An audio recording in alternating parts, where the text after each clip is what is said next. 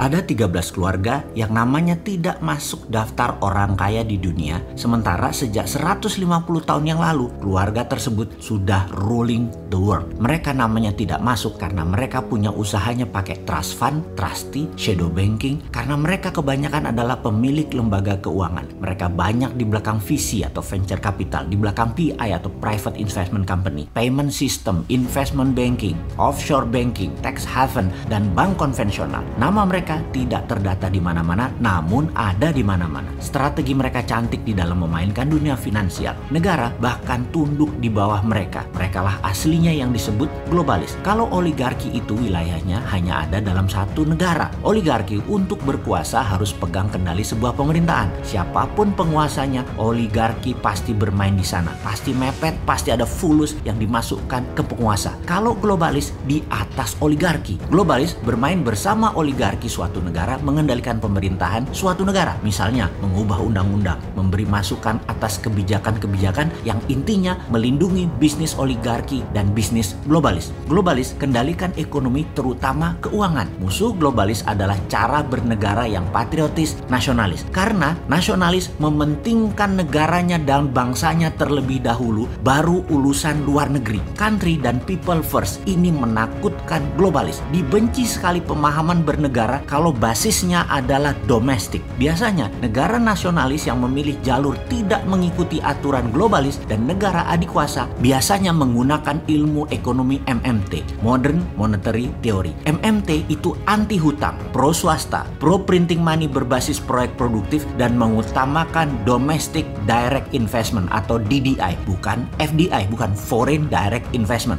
Jadi kalau banyak foreignnya, negara tersebut cenderung di bawah pengaruh globalis. Saat ini pengguna terdepan negara yang pakai MMT adalah Tiongkok dan Amerika. Karena itu MMT tidak boleh dipakai negara lain. Di sisi lain, globalis juga anti nasionalis. Sekali lagi, bernegara patriotis nasionalis plus mengadopsi MMT itu ancaman besar buat globalis. Apa yang dibuat oleh globalis sejak lama mengendalikan agar MMT tidak dipakai di banyak negara. Indonesia akhirnya dimasuki oleh asing sejak tahun 1998 hingga saat ini. Salah satunya adalah kefungsian bank sentral. Simple sederhananya. Namun kalau faham bernegara jadi buat marah, bisa misu-misu ke pejabat. Namun dalam hal ini kita wajib mengingatkan bangsa dan negara Indonesia agar bisa menjadi negara berdaulat penuh, tidak bergantung asing. Yang dilakukan IMF sebagai perpanjangan globalis dan dolar sebagai leng arm perpanjangan Amerika adalah bank sentral meminjamkan negara kalau perlu uang. Jadi BI sejajar, bahkan lebih atas dari negara. Pemerintah siapapun kalau berkuasa minta uangnya ke BI atau negara lain ya, minta uangnya ke bank sentralnya. Itulah aturannya dan itu harus ditaati. Kalau negara patriotis nasionalis pemimpinnya atau bernegaranya seperti Trump deh yang akhirnya kotak suara globalis mengalahkan dirinya, dan semuanya ini persis seperti usulan kita sejak 3 tahun yang lalu di dalam bernegara. Di dalam Mardigu Nation, bank sentral akan dibubarkan statusnya dan akan diletakkan di bawah Kementerian Keuangan, menjadi sejajar dirjen, hanya jadi dirjen moneter. Di posisi ini, negaralah yang mencetak uang, bank sentral yang meminjam, bukan terbalik seperti saat ini di mana kita takluk di bawah IMF globalis aturannya. Kalau negara yang terbitkan, IMF bisa apa? Bank sentral pinjam.